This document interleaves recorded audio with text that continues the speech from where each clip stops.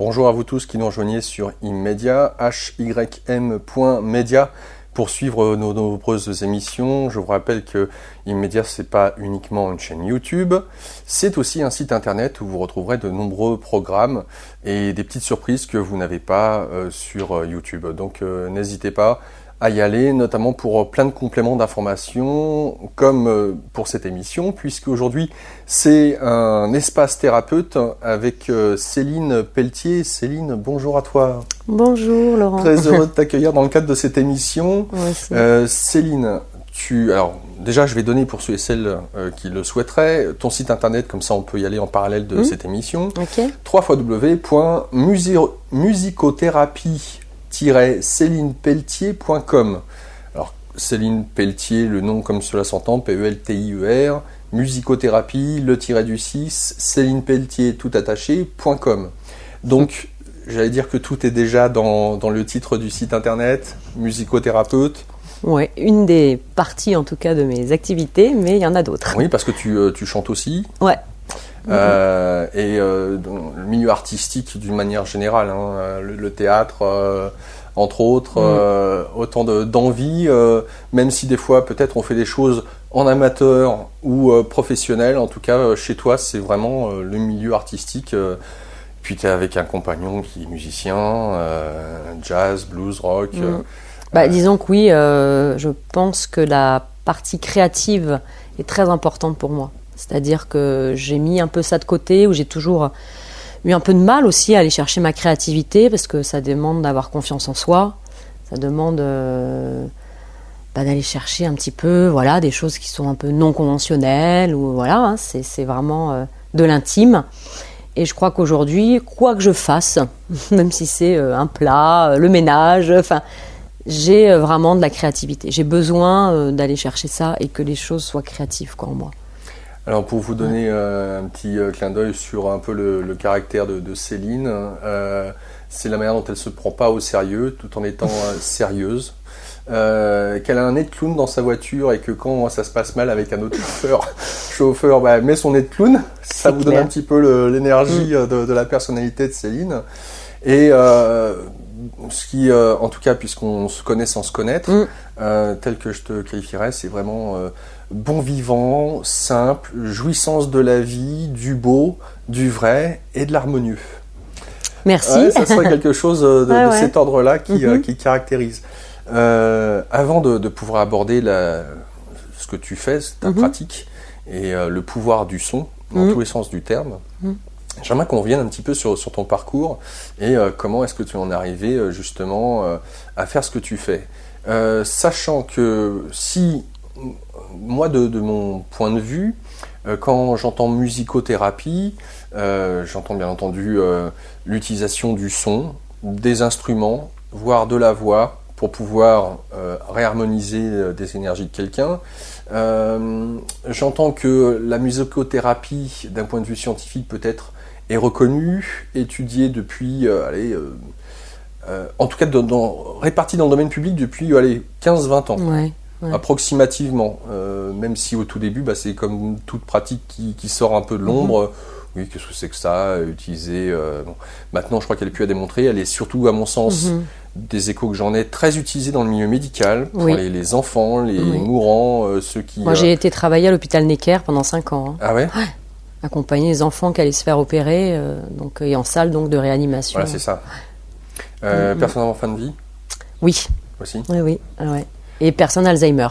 J'en parlerai. Ouais. Alors oui, j'ai c'est vu ça récemment. un peu ma spécialité aussi. J'ai vu ça récemment sur justement ce que pouvait ouvrir la musique pour des gens atteints d'Alzheimer au niveau de la mémoire. Qui est assez, c'est pas altéré. Voilà, à un moment donné, une personne ne se souvient pas d'avoir pris un café ou qui elle est, même, ou des personnes de sa famille. Et si je chante une chanson d'Edith Piaf, tout de suite, elle connaît tout.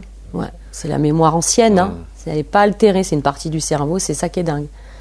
Donc ça a de vrais effets, La vision un petit peu que j'ai, sans plus, je pense que cette vision elle est un petit peu commune à tous ceux et celles qui peuvent nous écouter, qui entendent ce terme de musicothérapeute ou musicothérapie. Ce que je ressens aussi, et pour moi c'est important que tu sois dans cette émission, parce que tu es la seule jusqu'à maintenant. Ah, c'est cool. Oui, exactement. Et faut bien commencer. Et j'aime bien avoir différentes pratiques qui sont présentées auprès des internautes. Et donc de voir un petit peu aussi ton parcours, parce que on pourrait penser que pour être musicothérapeute, forcément, il faut venir du milieu du chant. C'est ce qui pourrait de prime abord être le plus évident. Et d'avoir fait des études dans ce sens-là. Mais de mes rencontres de la vie, j'ai pu constater que c'était pas forcément en lien direct avec des études ou même une vocation qui serait due à l'enfance. Que les choses peuvent se révéler, une rencontre, un événement, une chose qui fait que on se découvre soi-même totalement en cohérence avec l'outil ou l'événement qui survient. Donc, à savoir la première question, si toi-même la musique a très tôt fait partie de tes centres d'intérêt, peut-être même le chant, est-ce que ça a été une envie vers laquelle tes parents t'ont poussé, ou comment ça s'est agencé dans ta vie? Bon, c'est vrai que j'étais genre de petite fille à vouloir chanter quand même avec ma brosse à cheveux, en imitant des chanteuses que j'aimais bien. Mais j'ai jamais, par contre, voulu être chanteuse au départ. C'est vrai que c'est pas... Quand je dis c'est la voix qui est venue à moi, oui, ça fait un peu pompeux, mais c'est ça. Alors par contre, j'ai baigné dans un milieu avec un père vraiment passionné de musique. Donc j'ai vraiment des souvenirs. J'ai été éduquée aussi dans le son. Donc je pense que ça y fait quand même. Après, j'aurais pu ne pas être sensible à ça. J'avais quand même aussi des grands-parents, une grand-mère du côté de mon père qui faisait du violon, du côté de ma mère qui est d'origine italienne, compositeur d'opéra. Enfin, dans la généalogie, il y a de la musique, mais en même temps, c'est pas non plus la preuve que... Non, je pense que c'est ce que j'ai senti dès le début, c'est que la musique pouvait me permettre de vivre mes émotions. Parce que la musique a accès direct aux émotions. C'est ce qu'on ressent. Pourquoi ça marche avec les personnes Alzheimer, c'est que tout de suite, elles vont retrouver des sensations, des émotions liées à des images et des moments vécus. Voilà. Donc comme je suis quelqu'un de très émotive, sensible, et encore plus quand j'étais plus jeune, parce que c'était pas maîtrisé du tout, ou en tout cas un peu peut-être trop à ressentir, je crois que la musique m'a servi, sans m'en rendre compte, mais d'apaisement. J'avais déjà, en fait, je me faisais ma propre musicothérapie sans le savoir. Et c'est vrai que j'écoutais beaucoup de musique. J'ai toujours été très sensible. Alors, pas trop le classique. Maintenant, je commence à découvrir. Mais j'étais plus, peut-être sûrement avec l'influence de mon père dans le jazz, la chanson française, par ma mère aussi qui aimait beaucoup ça. Et puis, j'ai tout de suite aimé aussi les musiques indiennes, d'autres musiques du monde. Oui. Voilà. Et les voix, bien sûr, qui accompagnaient toutes ces musiques. Donc je crois que j'ai été bercée par ces sons dans la famille, et puis donc liée aux émotions. C'est ça que je crois que j'ai senti tout de suite inconsciemment que ça me faisait du bien. Voilà. Ou j'évacuais une chanson triste, j'y allais dans l'émotion. Enfin, voilà, il y avait quelque chose. Ça m'a permis de pouvoir... ma petite soupape enfant unique. Donc je pense que c'était... peut-être aussi un moyen de vivre des émotions, de partager des choses dans mon petit monde, perso. Et voilà, mais c'est vrai que donc, pour mon parcours, moi j'ai commencé un peu par l'image en étant mannequin. Donc c'est pas un métier que je voulais, mais ouais, c'était intéressant. Alors mannequin, pourquoi mannequin? Parce que là aussi, est-ce que c'était dû... à l'adolescent, alors bon, je regarde un peu les jeunes demoiselles, surtout d'autant plus aujourd'hui, où avec la télévision et l'importance de l'image véhiculée, du paraître... Du corps parfait, de la beauté parfaite. Exactement, donc est-ce que c'était pour coller à cette image-là de la génération Claudia Schiffer et autres, ou est-ce que c'est des personnes de ton entourage qui estimaient que tu avais un physique avantageux et te disaient, ma fille, par exemple les parents... Oui. Ma mère... quand je dis ça, elle m'entendra, elle me verra. C'est pas du tout un reproche parce que voilà, je pense que des fois quand on a des parents, moi je suis moi-même maman, on projette un peu sur nos enfants, hein, c'est inconscient. Si j'ai répondu aussi à cet appel, ma mère aurait bien aimé faire ce métier, je pense que j'en avais aussi besoin, certainement. Donc, pourquoi ? Parce que j'étais une enfant très complexée de mon corps. C'est-à-dire que moi, à 13 ans, je suis née dans le sud de la France, je me cachais avec une serviette, je ne montrais pas mon corps, j'étais vraiment très pudique. Et puis 3 ans après, je faisais des photos, quoi. Donc c'était un peu le truc extrême qui fait qu'à un moment donné, une sorte de thérapie, ok, on y va direct, quoi. Bon, c'est vrai que j'avais le physique qui allait, j'avais un très beau corps, j'étais faite aussi pour ça. Je passais très bien à l'image. Et puis c'était un moyen, à mon avis, de ne pas aller à l'école. C'est pas que j'aimais pas apprendre, mais j'étais pas faite, je pense, dans ma nature pour le système traditionnel scolaire. Peut-être ça aurait été bien d'autres écoles, hein, pour moi, Montessori ou je sais pas quoi. Bon, à l'époque, on n'était pas trop là-dedans. Donc ça me permettait d'avoir une petite vie déjà un peu artiste, d'aller faire des castings, des photos, puis de temps en temps de pas aller à l'école. Enfin, je pense qu'il y avait de ça. Mais en même temps, c'est un métier qui m'a appris quand même des choses, parce que j'aime l'image, j'aime la beauté, mais pas la beauté... J'aime ce qui est beau, quoi, ce qui se dégage de l'âme, voilà. Et puis j'avais besoin, je pense, de passer d'une beauté superficielle, extérieure. Maintenant, je vais à l'intérieur, c'est-à-dire que j'ai pu découvrir cette beauté de l'âme que je vois en chacun, que je développe en moi-même. Et je trouve que de passer de... Enfin, ça a été une belle expérience, voilà, je veux dire. Et puis, il n'y a rien de moche... Moi, j'ai longtemps culpabilisé, parce que je me disais superficielle. Et en fait, même aujourd'hui, je prends plaisir à refaire, si un jour j'ai l'opportunité, soit de jouer dans un film. J'aime aussi l'image, j'aime me présenter.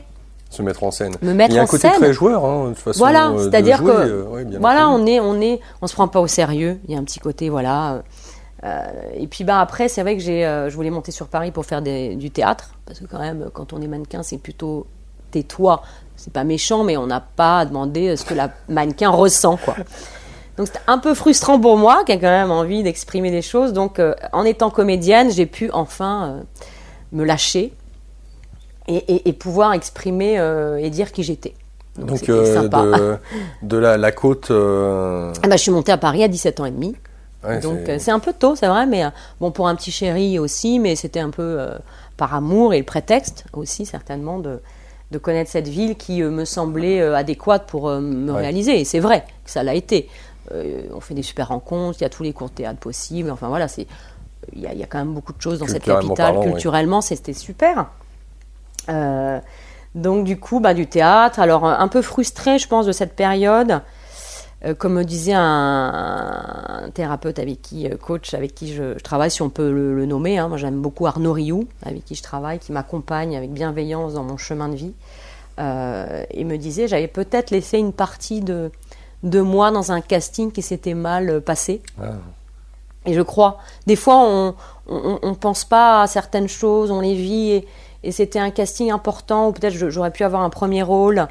Avec Éric Rochant, c'était les Patriotes, ça s'appelait, ou je sais plus comment, mais il y avait Yvan Attal dedans, et là il y aurait pu avoir une carrière possible en tout cas.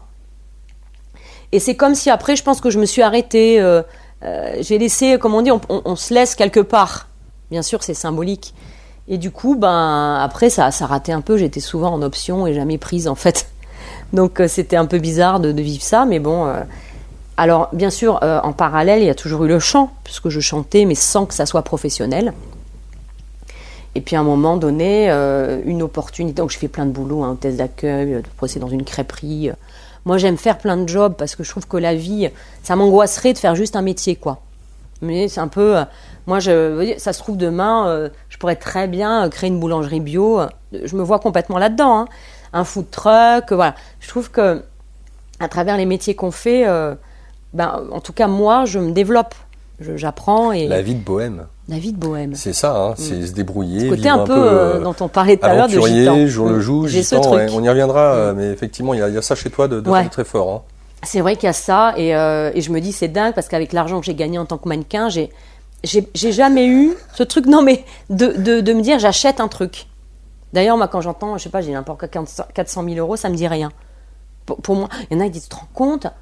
Je sais que c'est une grosse somme, enfin, il y a plus gros ou moins gros, mais j'ai pas la conscience du truc. Pour moi, c'est des chiffres et c'est pas...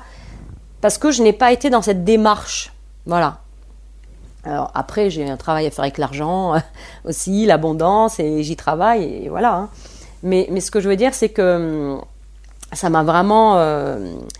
le fait d'être à Paris, donc de commencer à chanter. Alors, mon premier job en chanteuse, donc j'étais dans une crêperie, c'est un resto sur la butte Montmartre qui existe toujours, qui s'appelle la Mère Catherine. Tu veux qu'on parle de la bohème? Tu vois?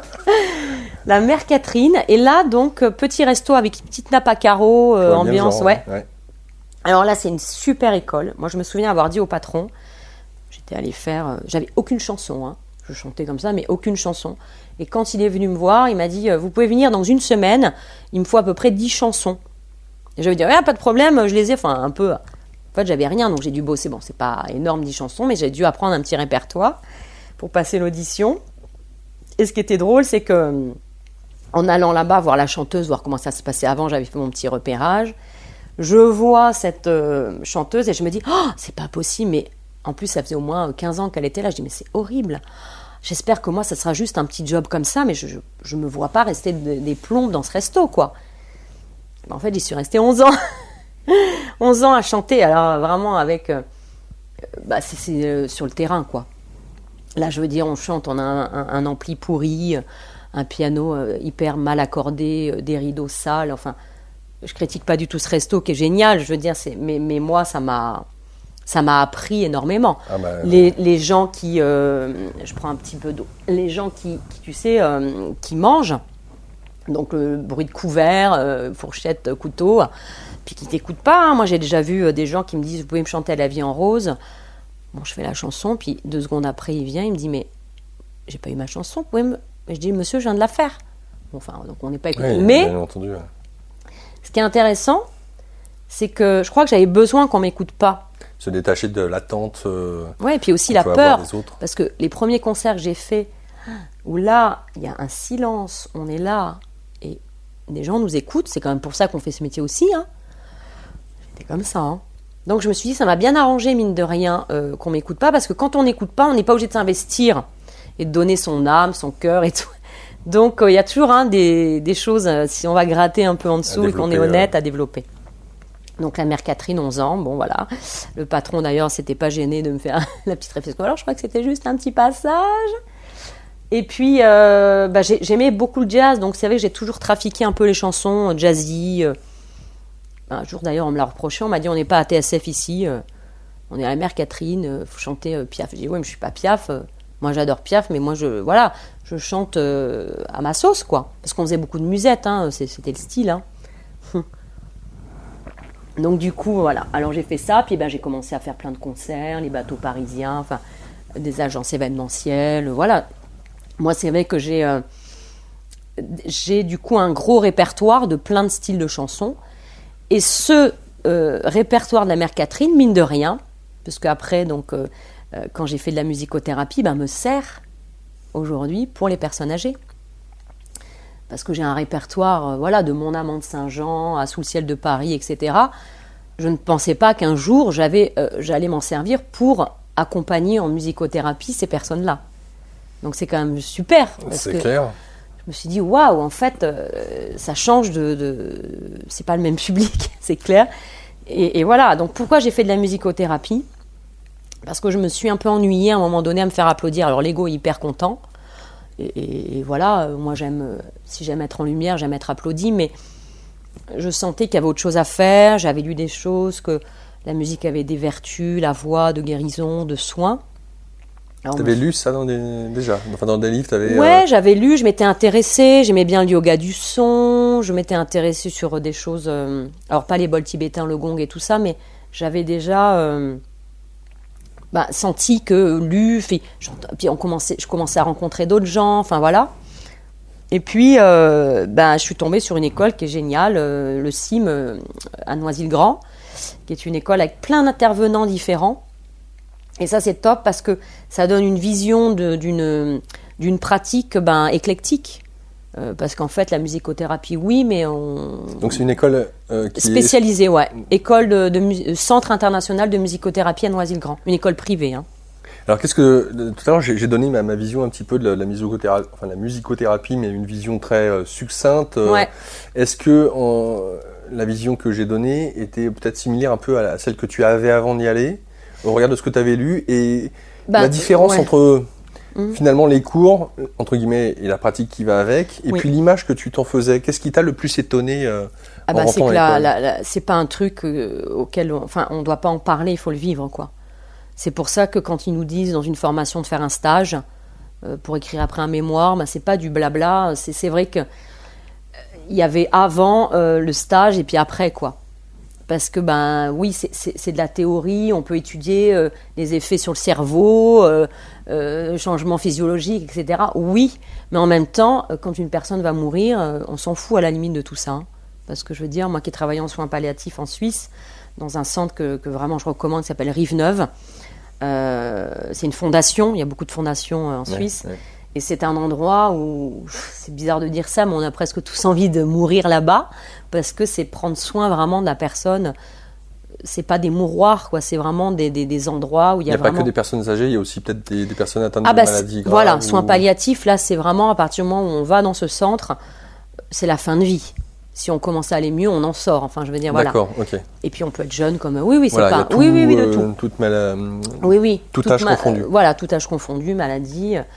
Donc nous, on est allé avec mon compagnon proposer au départ, on était rémunérés, puis après on a fait bénévole.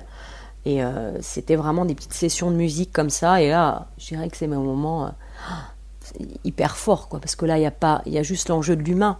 Donc là, c'est vrai que toutes les théories, tout ce qu'on peut voir sur les effets de la musicothérapie, c'est bien.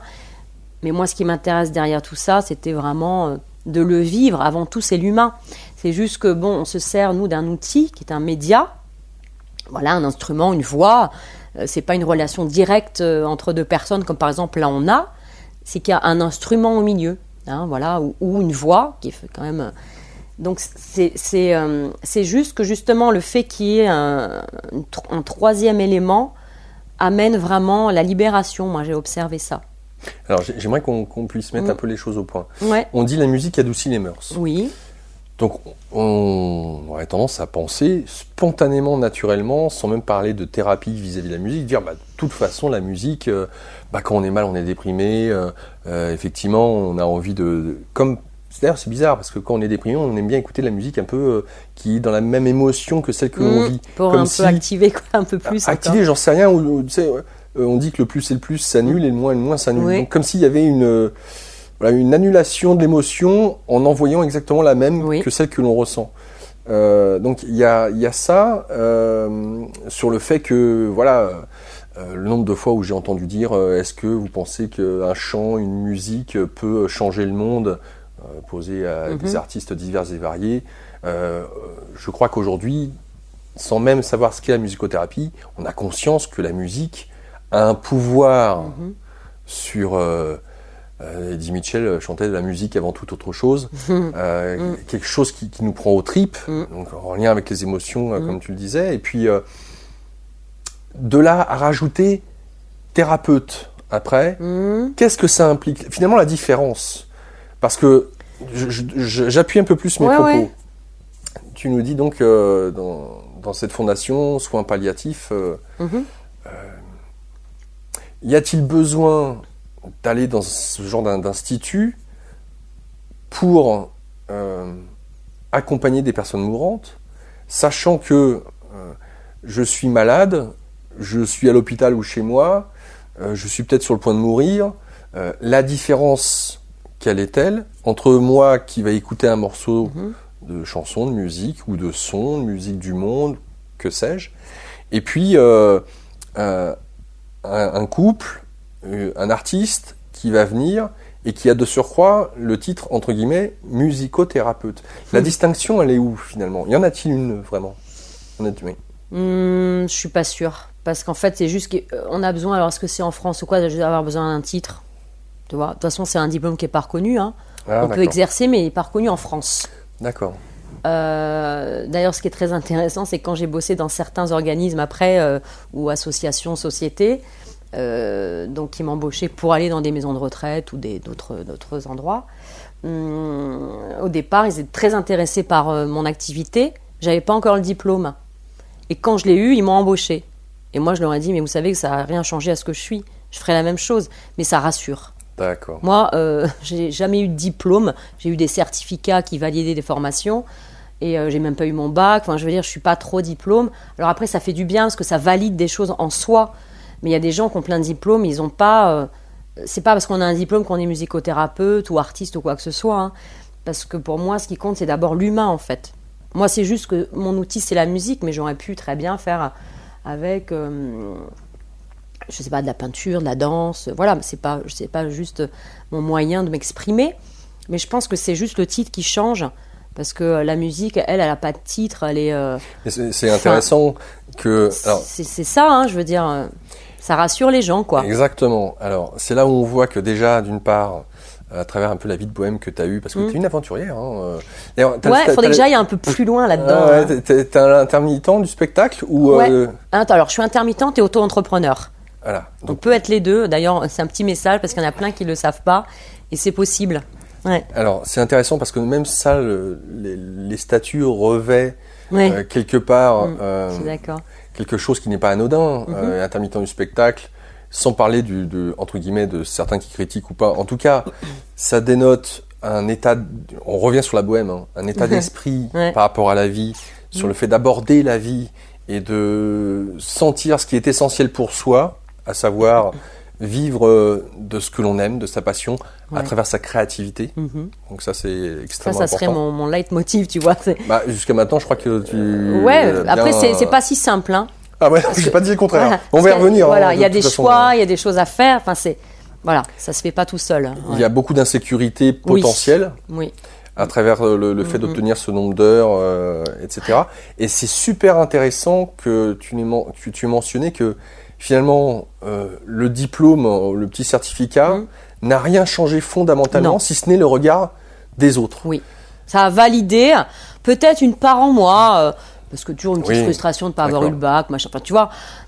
Mais en fait, c'est juste le regard de l'autre. Ah oui, ça y est, elle est musicothérapeute, ou bientôt, j'espère être sophrologue, parce que j'ai fait une... Voilà. Alors c'est chouette, hein, mais franchement, pour moi, ça ne change rien dans ma pratique. Et mon soin n'est pas mieux que voilà. Et ça, c'est extrêmement important parce que ça me montre, je ne sais pas si ça le montre auprès des internautes, que la vision que l'on a de la musique ou du musicothérapeute est bien distincte. On met vraiment, encore une fois, dans des cases. Ah oui. Alors que fondamentalement, on pourrait effectivement se dire, mais oui, mais de toute façon, on sait que la musique a guéri ou adouci les mœurs, qu'elle fait du bien à l'âme, enfin, que sais-je encore. Donc, on voit à quel point on a besoin de séparer pour se sentir rassuré et se dire que je vais plutôt faire appel à un musicothérapeute plutôt qu'à un artiste. Alors qu'en fait, un artiste aussi peut être musicothérapeute. Enfin, moi, je compare toujours parce que j'aime bien les musiques africaines et tout ça. Enfin, c'est quelque chose qui me parle. Quand j'improvise des chants, c'est voilà, comme je te le disais, c'est un peu ça tire vers aussi l'Afrique. Quand elles sont autour d'un feu, un bébé pleure, elle va l'apaiser, elles vont chanter une chanson. Mais pour moi, elle est musicothérapeute. Enfin, je veux dire, elle le sait pas, elle s'en fout. Voilà. Mais voilà, on l'est tous dans un sens. On a tous chanté une chanson à son petit ou sa petite qui pleurait. Comme on est tous magnétiseurs, parce qu'on va prendre ses mains, cajoler. Enfin, c'est juste qu'on on met dans des cases. Et puis, je pense que quand on se libère de ça... Alors après, c'est pas pour ça qu'il ne faut pas se former, il ne faut pas apprendre. Parce que ça... Moi, je sais que d'avoir fait cette formation, comme j'étais chanteuse avant, j'avais besoin de me mettre... d'avoir une autre posture. C'est pas la même chose si je vais chanter avec des personnes âgées, personnes Alzheimer, que s'il y a une salle, que je vais juste faire de l'animation. Parce que l'animation, c'est super intéressant aussi, mais il n'y a pas spécialement, même s'il peut y avoir des effets thérapeutiques, mais je ne vais pas aller spécialement, d'ailleurs, voir toutes les personnes, prendre soin. Là, il y a quand même... C'est pas la même intention. Là, je vais dans une intention de prendre soin. Avec ce média, soit c'est la voix ou un instrument, c'est Et donc, à la limite, je vais même pas voir, c'est ce qui est très important, c'est aussi, je vais pas avoir une pathologie. Je vais pas voir Madame Machin qui a Alzheimer.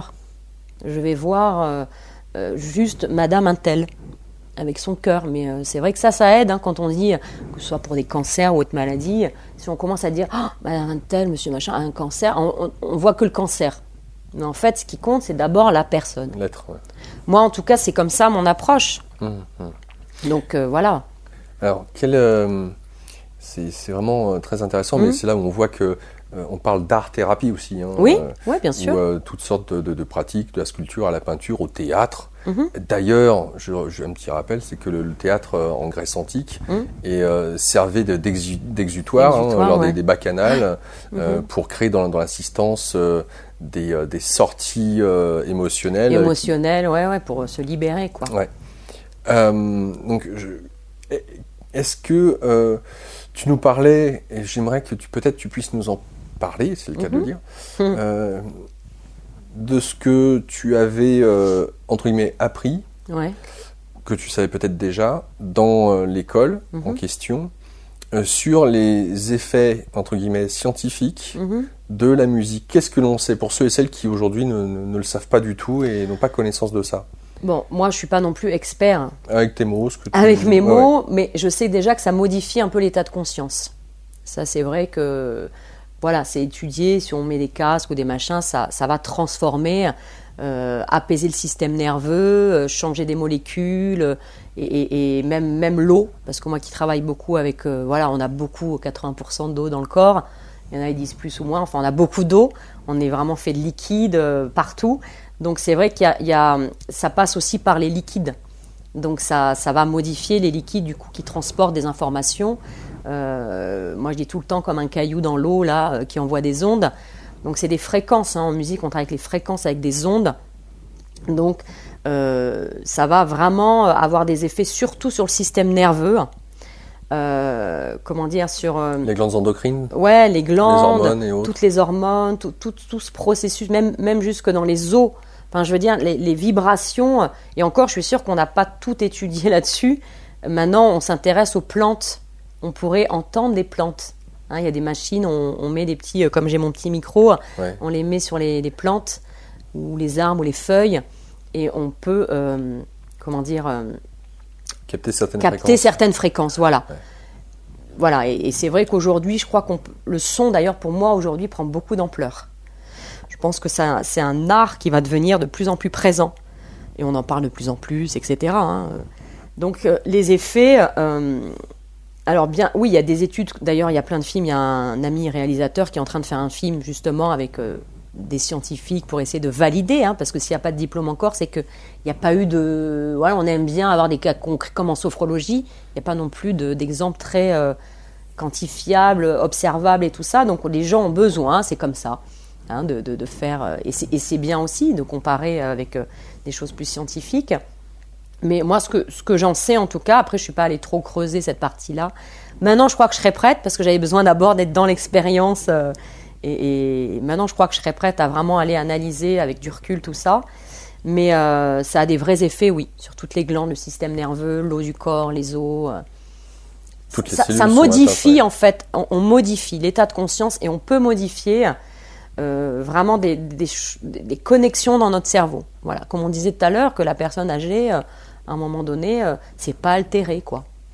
Alors, tu es aussi sophrologue. Enfin, pas encore vraiment, hein, parce qu'on est dans les diplômes. Ouais. Mais bon, pour moi, je le suis déjà. Allez, ok. Alors, c'est intéressant parce que la sophrologie de Caicedo se rapproche beaucoup de l'hypnose. Hein, on parle d'état de conscience modifié, mais ça c'est aussi, ça. Hein, donc, si la musique permet ça, et donc en lien avec la physiologie du corps, de pouvoir transformer certains états d'être pour changer l'état physiologique. Tout à fait. Et tu le disais, de ce qu'on en sait, effectivement, un corps qui est composé à 80% d'eau pour un adulte. Il n'y a qu'à voir quand on fait sonner, réverber un son, quel qu'il soit, comment l'eau va générer des petites vaguelettes avec les fréquences. On le voit, hein, si tu mets de l'eau dans un bol. Ouais. Donc le corps prend l'information de la musique et de la fréquence. Et forcément, j'en viens à me dire, bon, ok, mais... Donc, il paraît évident que chaque note a un impact spécifique sur un corps ou sur oui, chaque note, notre âme. chaque fréquence, parce que tu sais, il y a des fréquences 432, oui, tout à fait. etc. Alors moi, j'ai pas tout analysé ça, mais je sais par contre que nous, dans les musiciens, on accorde en 440, le La 440. C'est une norme, voilà, qui fait que tous les instruments vont être accordés ensemble. D'accord. Il faut savoir que cette fréquence-là, cette norme-là, il paraît que ça viendrait même de l'époque de Hitler, hein, qui aurait imposé le 440. Le 440, parce qu'en fait, c'est une fréquence qui ne va pas agir sur les émotions, sur l'eau et les plantes. Donc, tu vois, en fait, l'être humain, le vivant, d'accord ? Ça rend un peu, si tu veux, ils ont fait plein d'expériences, et le 432 Hz qu'on voit souvent dans les musiques de relaxation, méditation, etc., tu vois, 432. Oui. C'est une fréquence où là, on commence à atteindre carrément cette biochimie, cette biologie, les émotions, le vivant, et là, il y a vraiment des effets.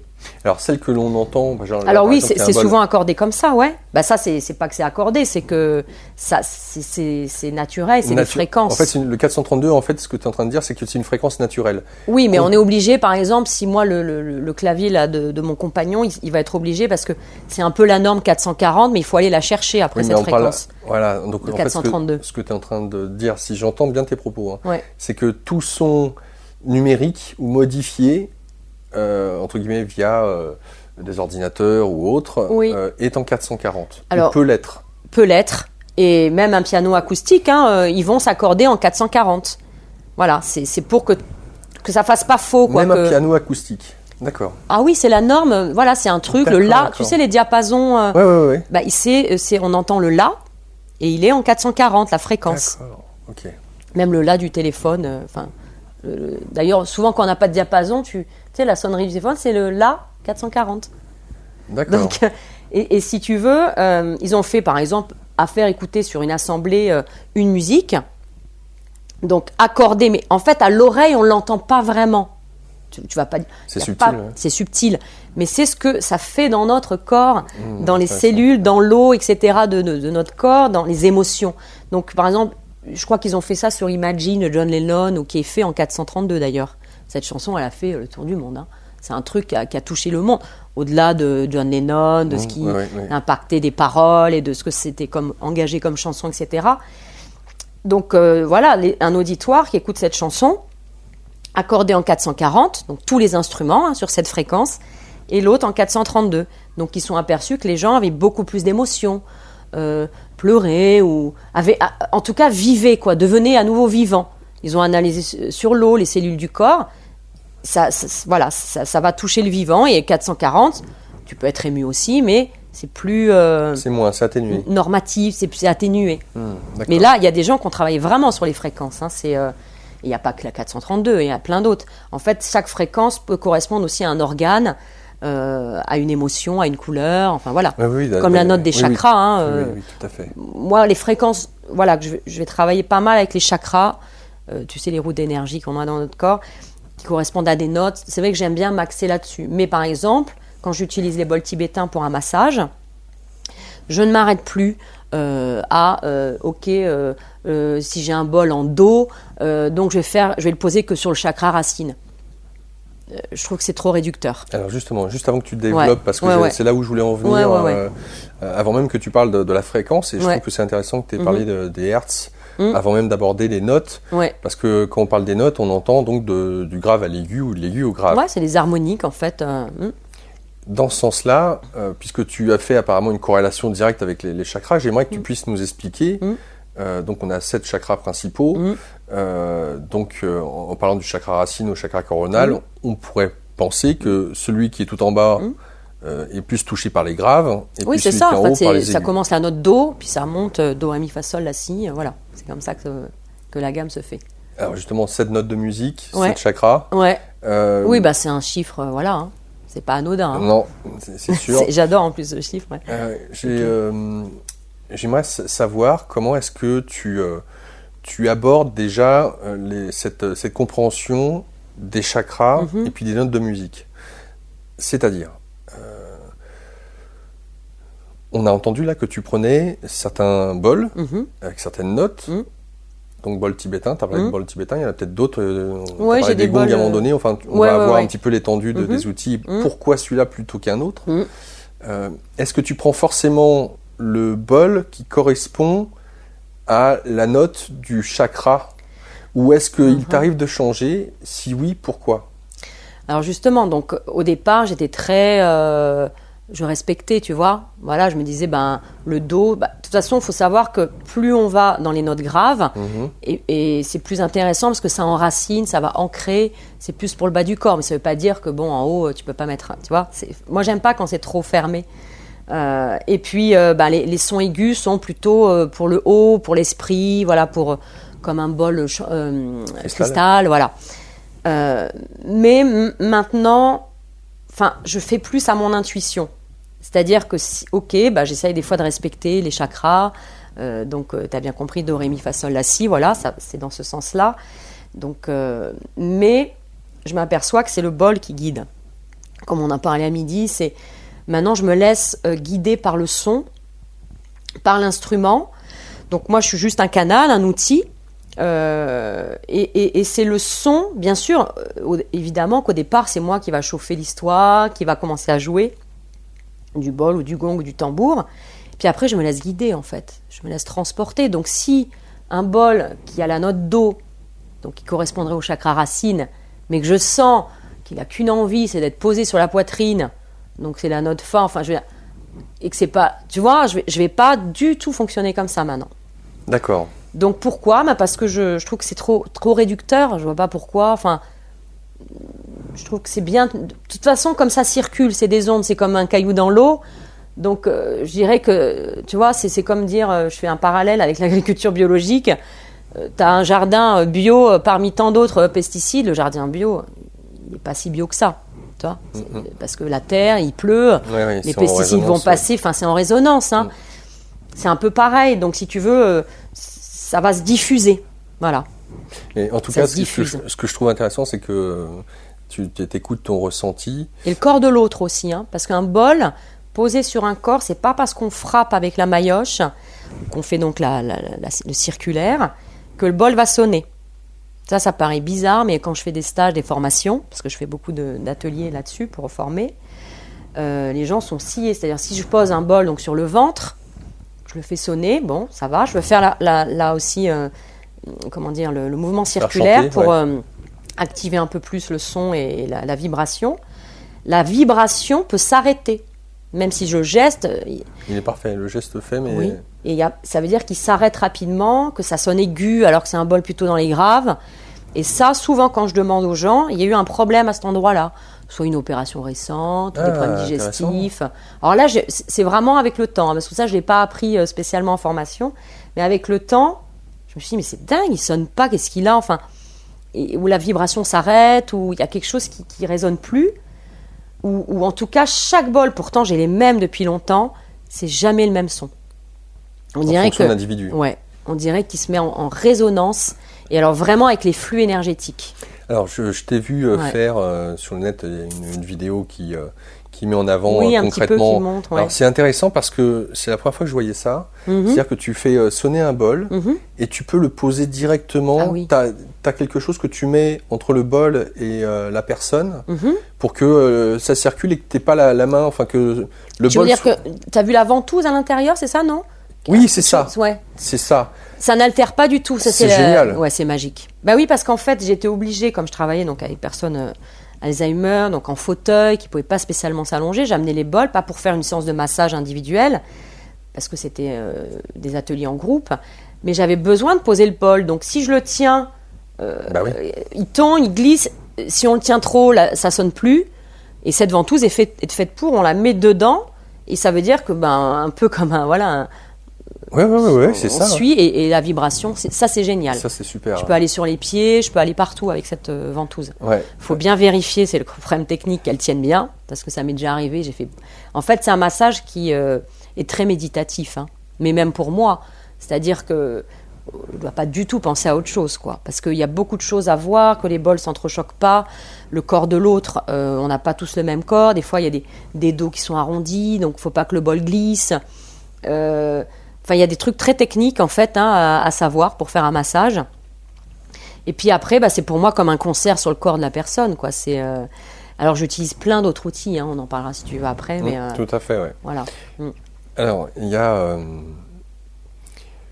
un élément que je trouve intéressant, c'est déjà parce que tu parles de l'intuition et sur le fait de ne pas rester dans le côté formatif qui voudrait que chaque bol correspond à un chakra spécifique, ce qui n'est pas faux en soi, mais d'être à l'écoute de ce que tu ressens sur tiens, ce bol-là, je vais le mettre là. Oui. Et puisqu'on parle des autres instruments, j'aimerais qu'on parle du gong.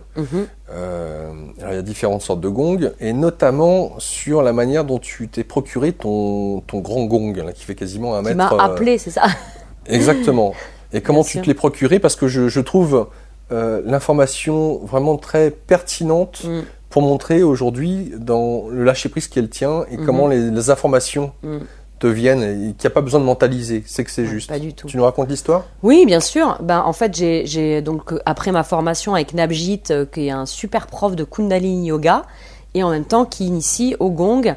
Alors, le thé que tu m'as offert tout à l'heure, Yogi Tea, et c'est d'après le maître indien Yogi Bhajan. D'ailleurs, si tu regardes sur le paquet, voilà. Et donc, c'est son enseignement que Navjit m'a appris. C'est vraiment une manière très particulière de jouer du gong, qui est, c'est pas parce que moi je me suis dit mince, c'est 3 week-ends pour jouer du gong, je vais m'ennuyer quoi, juste pour apprendre à faire bing. Bon, et en fait, non, c'est même j'ai pas encore fini parce qu'en fait c'est vraiment un jeu de maillotche et moi j'en joue d'une manière à faire monter la vibration, c'est-à-dire du son le plus presque subtil à le plus extrême et redescendre. Et donc, on peut voir le gong, qui est une sphère, donc c'est un rond, comme un mandala. On peut en jouer comme un mandala ou comme une horloge. Il y a des motifs de jeu. Par exemple, je vais jouer de 18h à minuit. Voilà, donc on se fait un petit cadran comme ça. Et puis, il y a des endroits du gong. Voilà, on en joue d'une manière... c'est un jeu de maillotche, en fait. C'est presque comme un batteur, oui. Mais donc, au départ, j'avais un peu mal au bras. Mais après, on lâche. Et c'est intéressant parce que c'est vraiment la vibration qui m'amène au geste. Voilà, c'est ça. Donc du coup, j'ai oublié un peu ta question de départ. Je me suis laissé embarquer, tu vois, par la vibration. Comment s'était fait le voilà, choix la rencontre. la rencontre. Je rencontre une personne, ou en tout cas, je la rencontre pas physiquement au départ, mais elle a fait la même formation avec ce fameux Navjit. Et elle met une annonce, je ne sais plus sur quel réseau, je vends mon gong lunaire. Parce qu'il y a deux sortes de gongs, il y en a plein d'autres, mais il y a 2 principaux, solaires et lunaires. Donc tel prix, machin, 50 cm. Je me suis dit, tiens, c'est une forme intéressante, moi qui bouge beaucoup, parce que c'est lourd.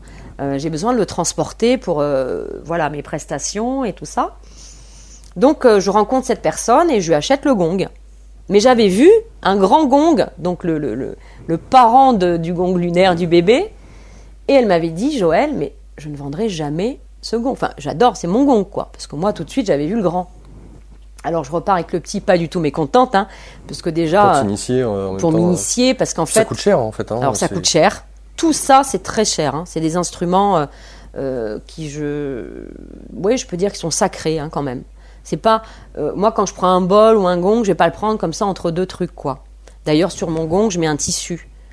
Pas pour le cacher, mais parce que quand je l'enlève, c'est le moment. C'est sacré. C'est sacré. C'est un truc, voilà. Et mes bols, ils sont bien coucounés. Enfin bon, c'est des instruments comme tout. Et quand j'enseigne aux enfants, c'est vrai que je leur dis attention, on prend soin de l'instrument, etc. Bon. Donc du coup, je laisse tomber. Je profite de ce gong super qui m'a accompagnée, dont j'ai eu d'ailleurs un peu de temps avant d'accueillir aussi sa fréquence. Parce que c'est pas anodin le son. Moi, je dis que il n'y a rien de dangereux dans tout ça, mais je pense qu'il faut être bien enraciné quand même. C'est-à-dire qu'il y a à certaines personnes qui sont dans une période un peu fragilisée, je ne vais pas insister non plus.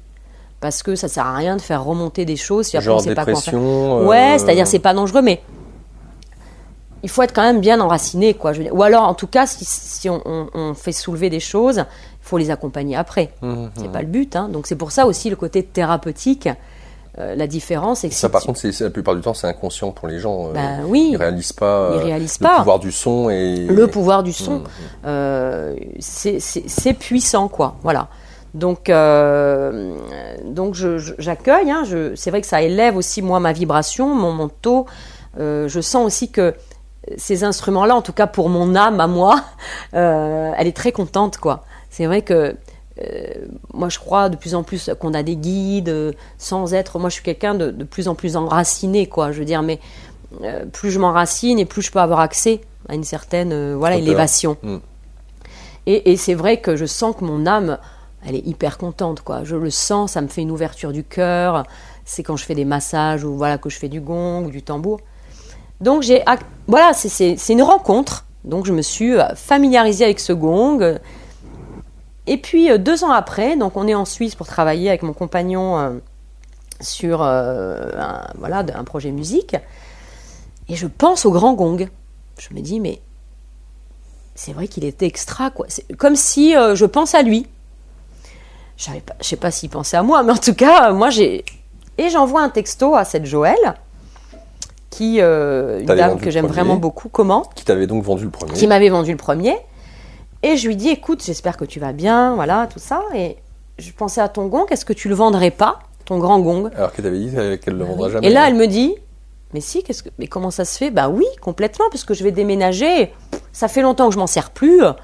Il est dans le grenier, machin, dans sa housse et tout, mais il est un peu, laissé à l'abandon. Oh, et là, je lui dis, mais c'est incroyable. Écoute, quand je rentre sur Paris, on se voit, machin. Bon, après, il y a une question de finance et tout, parce que c'est cher. Mais je l'ai eu à un prix tout à fait raisonnable par rapport à ce que ça coûte. Et en plus, avec des modalités de paiement incroyables, quoi, d'une liberté. Donc, c'est là où je dis, oui, c'est le gong qui m'a... Et en plus, j'ai trouvé vraiment tous les moyens pour aller le chercher. Elle partait le lendemain, j'avais ce jour de libre pour y aller. Et jamais j'aurais cru que j'allais avoir un gong comme ça. Je me suis dit, c'est trop cher, j'ai pas la place. Enfin, c'était dingue, quoi. Combien ça pèse ? 12 kilos, celui-là.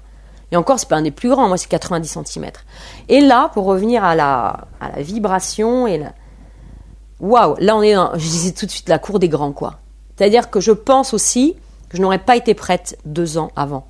C'était trop, je pense que je n'en aurais même jamais joué. Parce que c'est la maillotche que j'ai, elle est complètement ridicule. Par rapport à ce gong, il faut que j'en achète une autre, parce qu'il faut que ça soit... des mousses plus épaisses et des manches plus gros, enfin je veux dire, c'est important.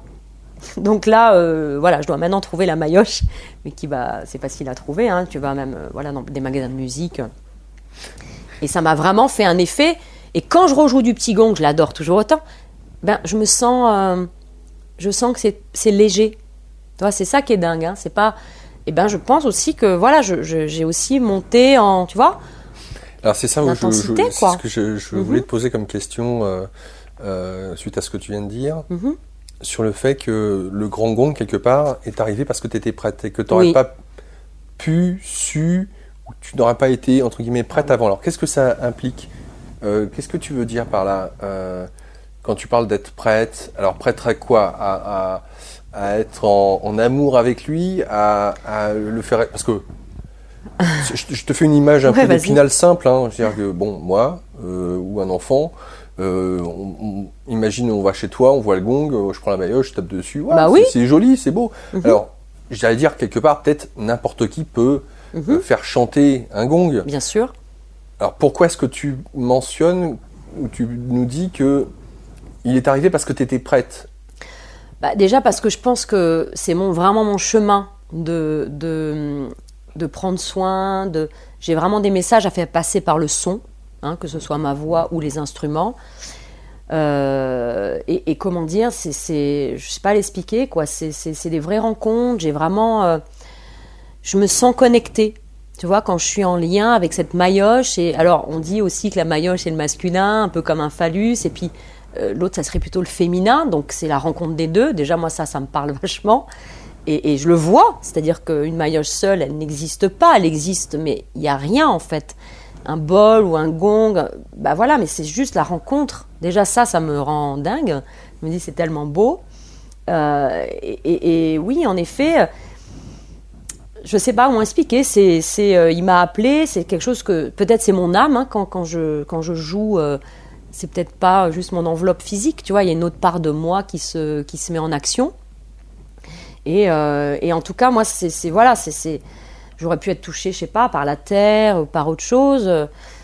Pour l'instant, c'est vraiment le son, quoi. Peut-être que dans une autre vie, j'étais peut-être pas un gong, non, mais je sais pas, une petite atome sonore. Enfin, tu vois, j'en sais rien, mais il y a quelque chose avec le son, c'est sûr. Alors, qu'est-ce que tu nous mentionnais tout à l'heure, des massages sonores. Oui.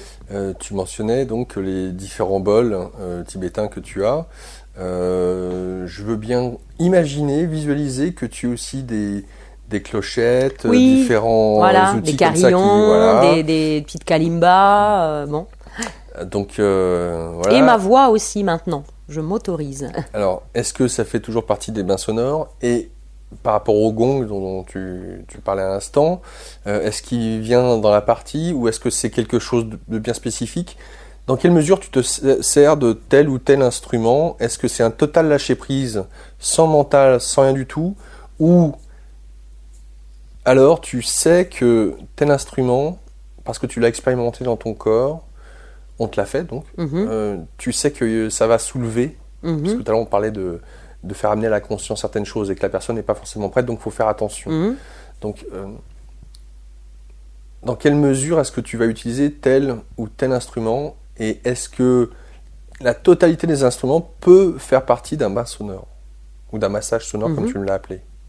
Alors oui, déjà la totalité, oui, tout peut faire partie, même je dis n'importe quoi, mais je prendrais du papier canson, tu sais ce papier qui fait un peu du bruit là, tout fin, papier de soie que je frotte, ça peut faire partie d'un bain sonore. Oui, c'est vrai. Enfin tout ce qui est, je pourrais faire très bien avec des feuilles. C'est intéressant, tu vois, ou mettre de l'eau, puis voilà, avec mes mains, voilà. Donc ça va générer des choses au niveau des sensations corporelles. Mais, comment dire, moi, j'essaie de... Attends, redis-moi juste, parce que j'ai plein d'idées dans la tête. Oui, mais la question était longue, il y avait beaucoup de choses, c'est pour ça. Et c'est sur le fait que tu mentionnais, sur le fait de lever des voiles qui, des fois, ne... Comment je sais quel instrument? Alors... Et à quel moment? Bien sûr. Donc déjà, quand je reçois une personne en individuel ou en groupe, je vais quand même savoir à qui j'ai affaire. Enfin, je veux dire, on ne connaît pas les gens, mais il y a toujours un temps de verbalisation. Il vaut mieux qu'il soit avant d'ailleurs qu'après. Parce qu'après, souvent dans ce genre de soins, il n'y a plus de mots. Ben non, parce qu'on est tellement, les gens sont tellement dans le corps, tellement dans... C'est un vrai voyage qu'on n'a plus envie de parler en fait. Donc au départ, on parle, j'essaye de connaître, d'entendre la demande aussi de la personne, de me connecter à ses besoins, ses envies. Ça m'arrive des fois de faire choisir à la personne, de taper sur les bols, de les faire sonner et qu'elle dise « Oh, celui-là, j'aimerais bien commencer par celui-là ». Donc c'est aussi elle qui peut décider. C'est pas que, voilà. Ça m'arrive très souvent maintenant de le faire. Ou qu'elle me dise j'aime pas trop les aigus, j'ai des problèmes aux oreilles, parce que ça aussi, femme enceinte, il faut faire attention, enfin il y a des petites choses comme ça. En tout cas les 3 premiers mois, c'est pas hyper dangereux, mais je préfère pas prendre ce risque, comme on agit sur les liquides, c'est intra-utérin et tout, bon on sait jamais. Donc moi j'essaye de savoir, de me connecter. Là la sophrologie m'a bien aussi aidée sur l'observation du corps de l'autre, sa respiration. Je vois à peu près maintenant si elle manque d'ancrage, si je peux me tromper, mais en tout cas j'ai déjà une petite vision globale en regardant le corps, en essayant d'entendre ses mots, de voir la façon dont elle bouge. Et là je me dis, par exemple, le tambour, c'est pas pour le mettre juste dans cette case-là, mais ça amène beaucoup plus l'ancrage. Ça amène un réconfort, une sécurité, c'est quelque chose de grave, c'est un lien avec le cœur parce que c'est un rythme répétitif. Donc c'est évident que ça peut apporter l'ancrage, la sécurité. Ça ne veut pas dire qu'une autre personne va s'éclater et avoir des visions, voilà. Mais alors, un bol dans les aigus, je vais plutôt le mettre en haut du visage ou me dire, tiens, elle a besoin en fait de libérer son esprit, donc je vais agir plutôt sur le haut du cerveau, du crâne avec mes petites clochettes, avec... Donc oui, j'essaye quand même d'intégrer et de faire en sorte. Après, on peut se tromper. Bon, Mais en général, voilà, c'est moi, vraiment, au bout de 7 ans, là, ça fait quoi, 7-8 ans que je fais ça. Je crois que les 2 dernières années là, qui viennent de passer, j'ai vraiment fait confiance au son et à la personne. C'est la rencontre humaine, et c'est vraiment du vivant, en fait. Hein. Je crois que, voilà, ils n'ont peut-être pas un cœur qui bat, tous ces instruments, mais en tout cas, s'ils agissent autant sur nos cellules, c'est qu'il y a un truc, quoi. Donc, le gong, par exemple, parce que c'est pas, enfin, ayant un tant soit peu expérimenté, alors peut-être pas avec des gongs de cette taille-là, taille-là, mais avec des tambours qui étaient très très grands. Oui. J'ai pu vivre des expériences très très fortes et où j'étais vraiment étonné à quel point ça rentrait dans nos corps énergétiques. C'était quelque chose limite à la limite entre la jouissance et quelque chose d'inconfortable. C'est comme si dérangeant un peu. Oui, mais en même temps ça fait du bien. Enfin c'est bizarre, c'est un côté très et je ne m'attendais pas à ça. Alors quand je vois le gong, hein, en l'occurrence dont tu parles, je veux bien croire que tu l'utilises vraiment spécifiquement par rapport à certains problèmes d'ordre émotionnel, mentaux, ou enfin je sais pas. Est-ce que tu peux nous décrire, même brièvement ou sommairement, à quoi pourrait servir un gong de cette largeur-là, au même titre que peut-être certains bols qui sont capables de ramener directement à certains endroits où tu voudrais ramener la personne qui se prête au jeu. Je sais pas si je suis très clair. J'ai pas tout compris, non. Alors, je vais la faire en plusieurs fois. Dans quelle mesure tu fais chanter ton gong? À quel moment? À quel besoin? Pour quel besoin? Alors, déjà, soit je vais faire ce qu'on appelle un bain de gong. Ça veut dire, c'est que du gong, là. Donc, c'est ce que même je préfère. Ça veut dire que les gens vont être, donc, c'est des soirées que j'organise. J'en ai pas encore organisé avec ce grand gong, parce qu'il faut que je trouve l'espace aussi, et voilà. Les gens sont allongés, bien couverts. Un concert. Ouais, un concert où ils voient pas, par contre. Parce que, voilà, mais oui. Et moi, je vais jouer pendant 45 minutes du gong. Ça paraît long, mais voilà. Donc, et là, donc, bien évidemment, il y a un vrai voyage, qui n'est pas toujours, surtout avec les gongs lunaires, très confortable. Alors, c'est pas, comme tu disais, on part pas en courant, mais ça va vraiment, moi j'appelle ça le Karcher, quoi. Ça va décrasser, quoi. On dirait que ça enlève des couches, autant, je sais pas, même, il y a des gens, ils revoient des ancêtres, ils ont des images, ils ont des flashs, enfin, si tu veux, c'est des vrais voyages, quoi. Et là, on ne prend pas de substance, je veux dire, il n'y a pas de... C'est simplement, les gens sont allongés, et ils sont dans l'écoute, et surtout la réception. Donc là, il y a tous ces effets dont on parlait sur les liquides, voilà, transformation, modifiée de conscience. D'ailleurs, on propose souvent de mettre de l'eau devant le gong, des petites bouteilles d'eau, parce que l'eau, comme l'eau a une mémoire, donc l'eau, après, aura les informations des bouteilles des gens, voilà, ils vont boire, et ça, c'est génial, parce que vraiment... ils auront les infos dans l'eau voilà, de la séance, en fait. Et donc ça, c'est voilà, une des pratiques que j'adore, c'est les bains de gong, quoi. Voilà, on est baigné dans ce son, et les gens sont allongés, puis après, bon, on en discute, on ne se réveille pas comme ça d'un bain sonore, parce que c'est... Ou alors, j'utilise aussi, maintenant ce que je fais, c'est, je garde 10 minutes à 15 minutes, donc j'écourte un peu mon massage avec les bols tibétains et tous les autres instruments, plutôt au niveau des pieds de la personne. On peut se mettre la tête vers le gong, mais moi j'aime bien le côté vers les pieds pour faire comme remonter l'énergie, enfin tu vois, avoir les pieds face au gong. Donc je mets le gong, là je prends le petit, mais ça peut m'arriver de prendre le grand aussi, et je garde 15 minutes pour... C'est comme si pour moi ça réharmonise tout. Et il y a des gens qui me disent, on dirait comme un tsunami qui me passe sur le corps. Enfin, parce que là, on ne l'a pas sur le corps, le gong. C'est vraiment, on sent les vibrations de loin, quoi. Mais c'est comme si on avait dessus, quoi. C'est vraiment, c'est comme, tu as dû le sentir avec le tambour. Des vagues, ouais. C'est pareil, c'est des vagues. Parce que, encore une fois, la première action, c'est aussi sur nos liquides. Donc, ce que tu vois quand on met voilà, de l'eau dans le bol, c'est pareil. Il doit y avoir un remous à l'intérieur. Donc ça peut être cette pratique. Moi pour l'instant j'utilise ça comme ça. Ou alors, parce que là on prépare avec mon compagnon un projet magnifique, on a créé une chaîne qui s'appelle Kea Musique. Kea, pourquoi? Parce qu'on a... KEA. KEA, ça veut dire soin en japonais. Et là, ça serait pour vraiment utiliser les gongs en concert. Voilà, ça c'est un projet plus live, mais qui aurait aussi ses effets thérapeutiques, quoi.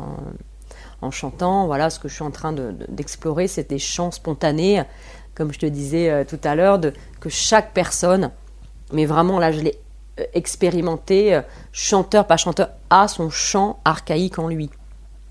Et c'est intéressant d'aller explorer. Alors oui, je me sers du gong, des bols et du tambour pour aider, pour faire un support. Parce que c'est vrai que des fois, les gens ont du mal à méditer dans le silence. Donc parfois, des petits instruments comme bol, cloche, ça aide, ça donne une sorte de sécurité. Hein. C'est pour ça que ça marche très bien avec les petits en prématuré aussi, la musique. Parce que eux, ils ne sont pas touchés, ils sont enfermés dans des cages. Enfin, je dis des cages, mais c'est pareil, quoi.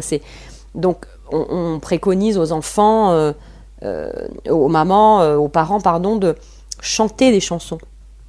Hein, la vibration de la voix en plus des parents, ils mettent des petits casques pour en faire entendre du Mozart ou je sais pas quoi, et ils sont vraiment aperçus que les enfants prenaient du poids plus rapidement que ceux qui n'avaient pas de musique.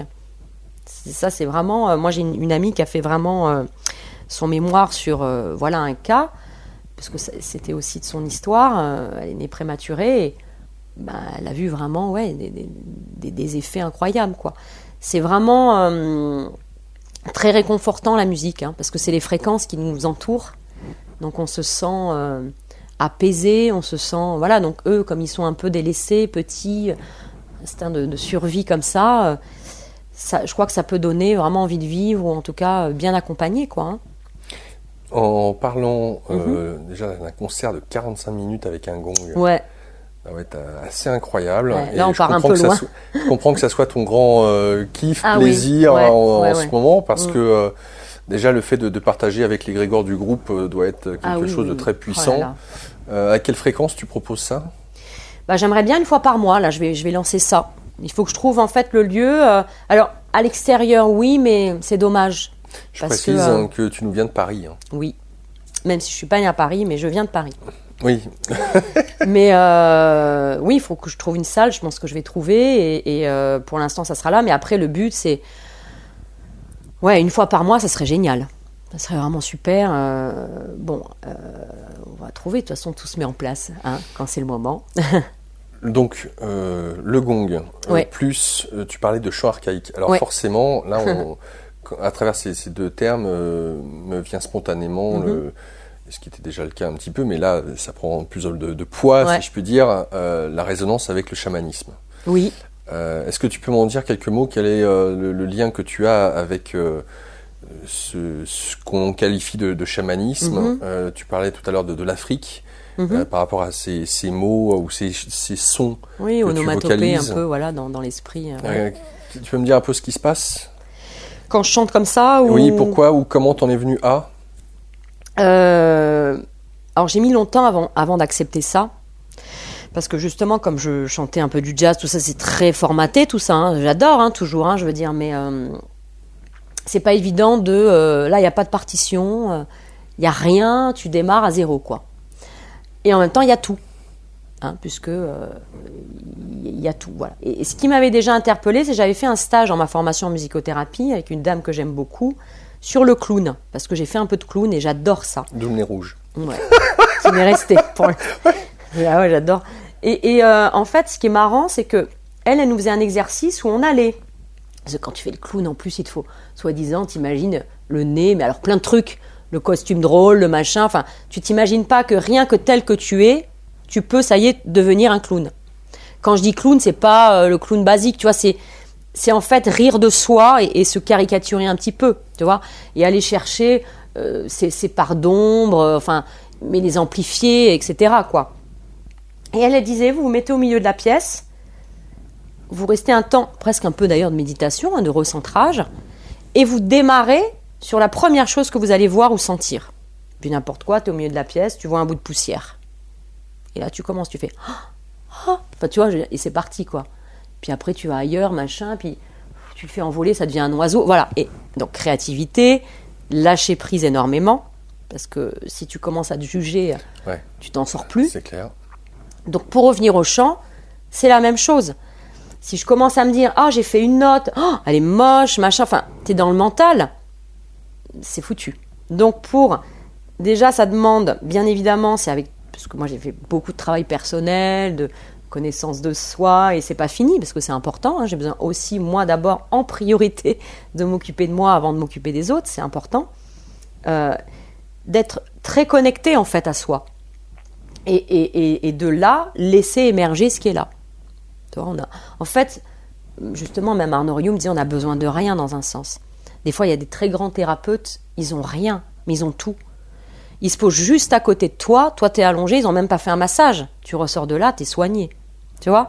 C'est parce que je pense que moi, au début, quand je faisais mes ateliers en crèche, parce que la musicothérapie, je vais partout aussi en crèche, machin, tu viens avec plein de trucs, quoi. Puis tu t'aperçois que tu as utilisé 2 maracas. Putain, tu as le panier qui est rempli, tu vois, de bâtons de pluie, de machin, de balles à fond, de trucs. Alors, c'est génial. Mais en fait, c'est pas ça vraiment ce qu'ils attendent. C'est si tu fais...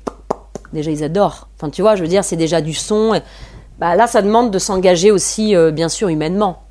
Et puis le corps. Et le corps, et tout ça, et de faire confiance. Moi, j'ai appris beaucoup la confiance, de me dire, aie confiance en ce qui est là déjà. Et de pas te... Oui, après, si tu as un bol, un tambour, des maracas, c'est génial. Mais il ne faut pas que ça remplace ce que tu ne veux pas montrer, tu vois. Donc, le cœur ouvert, ton esprit, ton âme, ta joie de vivre, enfin, tout ce que tu es, tout ce qui te compose. Voilà, à la rencontre déjà de la personne en face de toi. Et puis après, le reste, c'est que du bonus, quoi. Donc pour moi, c'est ça, le chant spontané. J'ai mis du temps parce qu'il fallait déjà que je nettoie un peu tout ce bazar, lâcher prise et de m'autoriser à aller chercher des chants qui n'existent pas. Enfin, ils existent dans l'instant parce qu'ils sont créés dans l'immédiat. Alors après, je peux bien évidemment écrire ce que j'ai chanté si j'aime bien. Et là, du coup, ça devient une composition. Mais au départ, ça part de l'impro. Et si j'entends bien, c'est une impro que tu fais. J'imagine que si c'est pour quelqu'un, que c'est une intention que tu poses. Alors oui, j'essaye de... Alors là aussi encore, je peux me tromper, mais je veux dire, selon ce qu'on aura échangé avec la personne avant... Alors déjà, je chante pas pour tout le monde, c'est pas que je fais une sélection, mais des fois, je le sens pas.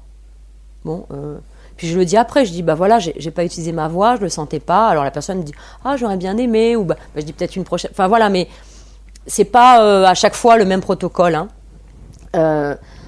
Et puis quand je le sens, c'est vrai que j'essaye soit de, justement, si elle m'a dit qu'elle avait tel ou tel problème ou une intention particulière, je vais me connecter à ça. Un truc tout simple, hein, j'ai besoin d'être moins stressée, de m'ancrer, de me sentir plus dans mon corps. Bon, je vais essayer de repenser à ce qu'elle m'a dit, de me mettre dans cette vibration-là en tout cas. Et après, est-ce que le chant, il est en adéquation, mais au moins, moi, j'essaye d'être en accord avec elle, quoi. Donc, il peut y avoir aussi bien, donc, si j'entends ce que tu nous dis, le chant associé aux instruments. Oui, pendant le massage, soit j'accompagne avec le tambour, soit c'est que du chant très doux, ou des rythmes, enfin... Et est-ce que, si j'entends bien aussi, c'est donc oui, tu entends bien. Tu reçois la personne, il y a une écoute de ta part, question-réponse sur quels sont les besoins de l'autre, ou là où elle en est, ou elle fait part de ce qu'elle vit dans sa vie. Est-ce qu'on vient te voir pour quelque chose de spécifique, ou au contraire, puisqu'on parle d'un massage, et on peut très bien dire « Ah tiens, tu me masses juste pour le plaisir de la détente », où il n'y a pas d'intention particulière. Donc, que ça soit l'un ou l'autre, donc quelque chose de bien spécifique, une demande spécifique, ou j'y vais juste pour me faire plaisir, de toute façon, tu vas répondre à cette demande, et tu vas ajuster, il va sortir ce qui sort dans l'instant, avec ou sans instrument, avec ou sans chant, les deux associés. Exactement. C'est-à-dire maintenant, vraiment, je me fais confiance avec tous les outils que j'ai. Je me dis, j'ai confiance que je ne peux pas prévoir à l'avance, en fait. Parce que je ne sais pas qui j'ai en face de moi. Donc, parce que si je prévois, c'est que je me sécurise. Alors, c'est bien, Mais en même temps, en fait, c'est interactif. Bon, j'accompagne beaucoup aussi les gens dans mon travail vocal. De plus en plus d'élèves, enfin de gens qui viennent pour, non pas pour être chanteur, mais pour avoir envie, par ce moyen, voilà, soit de respirer, de sortir sa voix. On travaille beaucoup de choses quand on libère sa voix. La confiance. Tout, la confiance, le lâcher prise, enfin, etc. Et puis, je m'adapte. Je veux dire, presque on crée ensemble les exercices. Je sais pas comment dire. Bien sûr que j'ai des outils. Mais tu vois, à un moment donné, moi, je crée, mais dans l'instant, les exercices, des trucs que je n'ai jamais fait. Ça me vient, je dis, tiens, pourquoi pas, je vais le faire. Je vois que ça colle, mais je ne vais pas dire à la personne, alors oui, cet exercice, je le connais depuis. Même des fois, je lui dis, tiens, tu m'as donné l'idée, ça te dit, on fait cette expérience ensemble. C'est-à-dire que moi, j'apprends autant que la personne, quoi. Oui, il y a un côté très équilibriste. Je sais pas, ouais. Et en même temps, on parlait d'aventurier. C'était pas comme ça au début. Oui, mais c'est de plus en plus, enfin, on sent que, quelque part, un peu la vie de bohème ou la manière dont... De m'adapter. Tu vois, le côté adapté. En fonction de l'instant. Bien sûr. Ouais. Pour moi, c'est hyper important. Alors, on retrouve de toute façon tout ce qu'on peut entendre sur le pouvoir de l'instant présent et sur cette connexion au divin, où on appelle comme on veut. Je pense que même les chamans sont... C'est ça. J'en ai jamais rencontré vraiment, à part 2, 3 pour faire quelques séances pour moi, mais je suis pas allée dans des pays ou des choses comme ça, pour vraiment vivre... voilà, peut-être que ça viendra. J'en ai pas pour l'instant la nécessité ou le besoin. Mais je crois que c'est des gens qui se connectent à l'instant. Ça veut dire que, je dis n'importe quoi, une personne qui vient me voir, elle arrive trempée, avec son parapluie, et stressée, pour moi, il y a déjà tout dedans. Parce qu'il y a une autre personne qui pourrait arriver, elle n'est pas trempée, parce qu'elle est très précautionneuse, elle aura mis tout son attire. Enfin, je veux dire, ça en dit beaucoup. Donc, moi, je vais me fier aussi à ça. Et je peux partir même de la pluie et du parapluie, dans la conversation, tu vois ? Et on enchaîne, et voilà, c'est un peu... Alors, il paraît que ça existe, c'était je sais plus comment on dit, la thérapie de la mouche, ou je sais pas quoi, tu sais, t'es là, tranquille, puis d'un coup, t'as une mouche qui passe, et cette mouche, elle bascule tout. Enfin, tu vois, c'est un peu exagéré, mais c'est ça. Oui, en symbole, en symbole. Du sol, donner du sens. Du sens, ouais, et du sol. Parce qu'il se présente, et vu qu'il n'y a pas de hasard. C'est ça. Donc, souvent, d'ailleurs, les animaux, franchement, moi, le nombre de fois où ça m'est arrivé d'avoir un truc, puis d'un coup, je vois un animal... je me dis waouh, quoi, tu vois, qui symbolise pour moi peut-être la liberté. Je venais d'en parler, enfin, tu vois, des messages, des signes des animaux quand ils débarquent là, c'est jamais un hasard. Il y a un truc. Voilà. Un autre élément que j'ai trouvé intéressant, on en a parlé, tu m'en as fait mention en dehors de l'émission, c'est que dans ta famille, tu as ton père. Oui. Je crois que c'était ton père. On a parlé, tu nous l'as mentionné comme étant un musicien. Enfin, il joue pas d'instrument, mais dans sa tête, enfin, il adore, quoi. C'est mélomane à fond. Ouais. Et sur le fait qu'il avait certains dons. Ben oui. Ouais, mon père, il est magnétiseur, anesthésiste. Il a toujours été, mais de là à vraiment faire... Enfin, quand je dis de là, il a toujours été... Alors, oui, parce qu'en lui, il vient de Lorraine, d'une famille de 7 enfants, et il y avait une tante qui s'appelait la tante Fine, qui donc faisait déjà ça dans la maison. Alors à l'époque, c'était sur la table de la cuisine, machin, bon. Et des 7 frères et sœurs, c'est mon père le seul qui était intéressé. Il disait, mais montre-moi, explique-moi. Le 7, on revient. Oui, t'as raison, tiens. C'est marrant, Ah oui, tiens, ça n'avait pas fait le intéressant. 7. Il est où de placer juste pour... Alors lui, il est chiffre 3, si je ne me trompe pas. Il est 3e dans la fratrie ? Oui. En partant du haut ?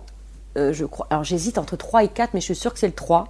Parce qu'en plus, c'est un chiffre, moi, qui me marque pratiquement... mais vraiment impressionnant. J'ai été beaucoup dans des trios musicaux. Enfin, tu vois, beaucoup de 3. Je me retrouve beaucoup, autant personnellement que dans des situations avec le 3. D'accord. Et je crois, oui, il me corrigera en écoutant, mais il est le 3. Et lui, il voulait absolument savoir. Et elle lui a dit, écoute, moi, je vais rien t'apprendre, quoi. Mais tu peux venir regarder. Donc voilà. Et ce qui est marrant, c'est que lui, il a toujours fait des métiers en lien avec sa main. Il a fait du basket, donc c'est quand même. Après, il a fait une entreprise de traitement de la terre cuite. Il rénovait, donc beaucoup de travail manuel avec les mains. Il avait des machines, mais aussi les mains.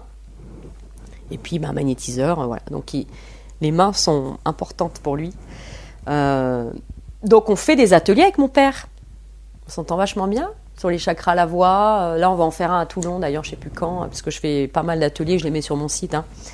J'aime bien animer les groupes, ça c'est aussi un truc que j'adore. Et donc on partage, on a dû en faire 15 en tout. Alors on se prend pas la tête, c'est quand ça vient, on a un lieu, paf, on y va, quoi. Et donc c'est top aussi de travailler avec son papa, quoi, enfin d'échanger. Donc du coup, c'est vrai que je crois que j'ai pris, ma mère, je pense qu'elle a énormément de dons aussi, mais elle les vit moins, elle les bride un peu. C'est un peu notre conflit d'ailleurs. Des fois, j'essaie trop de la aller, puis en fait, c'est pas trop mon rôle. Elle le fait si elle a envie, mais j'ai été aussi baignée là-dedans.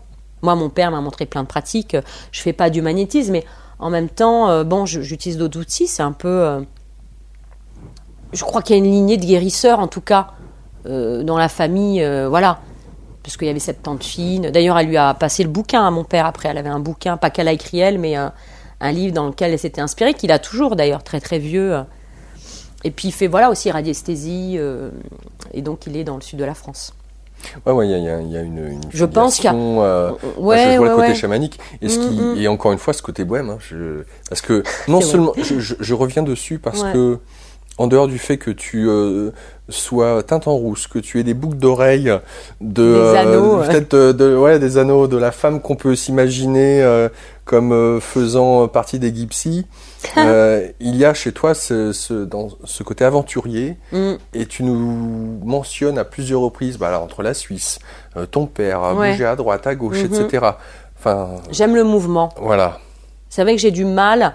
Pourtant, je sais qu'un jour, j'aurai besoin de m'enraciner quelque part, d'avoir un lieu. Ce que je n'ai pas eu encore. J'ai pas eu, tu vois, une maison à moi ou un truc. Mais je sens que c'est pas le moment. Tu vois, c'est comme, j'aime un moment aller chanter là. Moi, tu peux très bien me faire chanter dans un palace que dans la rue.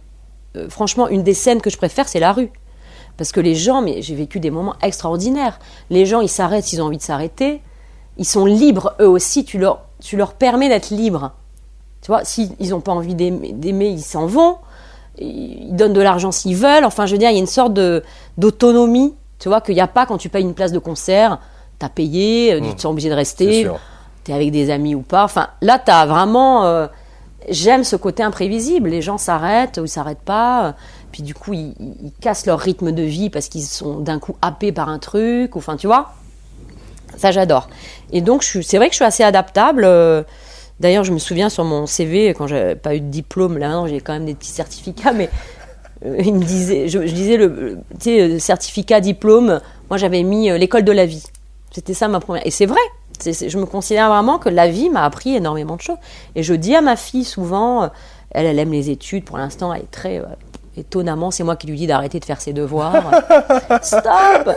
Moi, si je m'écoutais, je lui ai dit, on a encore parlé hier soir, j'ai dit, écoute, moi, franchement, je te propose, on prend le camping-car, on se casse 3 ans, et là, je te fais les cours, si tu veux, le CNED ou je sais pas quoi. Bon, elle, c'est pas son truc. Bon, ou peut-être que... voilà. Peut-être, ouais. Donc, je la laisse faire son chemin, mais moi, je sais que j'adore aller à la rencontre des gens. Je peux très bien parler avec un clochard... et passer un vrai moment. Même des fois, tu sais, t'as des personnes comme ça, ils te font révéler un truc de vie. Je dis, mais c'est pas possible, attends, je le connais pas, lui, il vit dans la rue, machin. Il vient de me parler d'un truc que ça fait des années, je rame dessus. Enfin, ça m'est déjà arrivé, des rencontres tellement fortes sur un banc que, des gens que tu estimes, soi-disant, plus importants par rapport à quoi, enfin, tu vois. Donc, c'est vrai que l'humain, et puis ce côté nomade te permet d'aller à la rencontre. J'aimerais, puisqu'on arrive quasiment à la fin de l'émission déjà. Ça va vite, je suis tellement bavarde, et toi aussi. Oh là là. Est-ce que tu peux nous dire quelques retours qui t'ont étonné de la part des personnes qui sont venues en soins? Oui. Et ça va peut-être étonner la question, mais aussi bien des retours qui t'ont étonné dans le positif, où tu pensais pas que le résultat serait à ce point-là peut-être bluffant, ou au contraire dans... un retour où la personne a le sentiment qu'il ne s'est rien passé et où toi, tu as vu par contre des trucs chez la même personne, totalement incroyables. Comme si c'était un retardataire. La prise de conscience se fait après. Ou... Souvent d'ailleurs. C'est étonnamment. Alors, tu as des gens qui ressentent tout de suite très fort les vibrations et tous ces soins et qui sont... Donc voilà. Puis qu'après, sont passés à autre chose. Ils sont très dans l'immédiat. Tu vois, le côté cac. Vraiment dans l'instant. Puis il y a des gens, même à part dans les pieds ou peut-être le ventre, parce qu'il y a des zones quand même plus faciles au niveau du ressenti, le dos et la poitrine, on peut sentir bien aussi.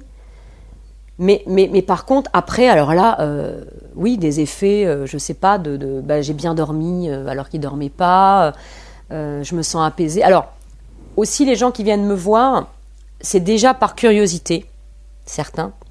Beaucoup de gens, des cadeaux, parce que c'est un peu original, donc voilà. Et puis après, j'ai des gens dans le suivi, qui vraiment sentent que par le son, il y a un vrai travail à long terme. Donc là, si des personnes que je suis, là, on peut aller plus en profondeur. S'il n'y a pas eu trop de sensations, voilà, il y a quelque chose. Après, j'ai beaucoup plus d'effets, autant quand je dis négatifs, ils ne sont pas négatifs, mais plus dans l'ombre. C'est pour ça que j'aime le gong lunaire, parce que là, ça va soulever. En général, c'est dérangeant.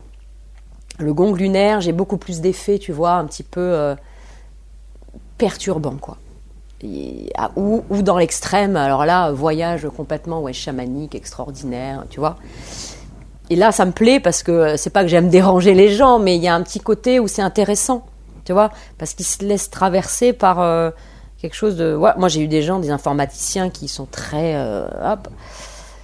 Et étonnamment, le son, là, ça lâche. Hein. Je trouve que le son a des vertus vraiment de faire lâcher très rapidement le mental. Tu vois, comme si ça décrochait...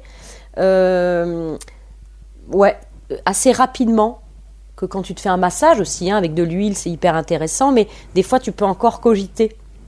Là, le son, à un moment donné, moi j'ai eu une personne qui était donc chanteuse lyrique, parce que je commence en fait sur le ventre, donc c'est les bols qui sont sur le dos et les pieds, et la personne, elle dit « Ah, ça c'est un do majeur, oh là là, ça me fait penser à... » Elle était très... mentale, et c'est vrai qu'il y a des notes et des machins, elle n'arrivait pas, alors je l'ai laissée. Par contre, je me suis dit que je l'accompagnerai quand elle se retournera autrement, si vraiment elle ne s'arrêtait pas, parce que essayer de l'accompagner pour qu'elle lâche. Et quand elle s'est retournée, il n'y a plus de notes, il n'y a plus de machin. Elle a oublié complètement si c'était faux, pas faux, l'harmonie. Parce que c'est ça, on peut avoir tendance, si on est un peu dans la musique, à rester un peu, quand on est dans les notes. Dans le milieu musical, à s'accrocher à ça. Et là, elle s'est lâchée. Voilà. Après, j'ai eu vraiment, ça peut soulever des pleurs, des crises de fou rire.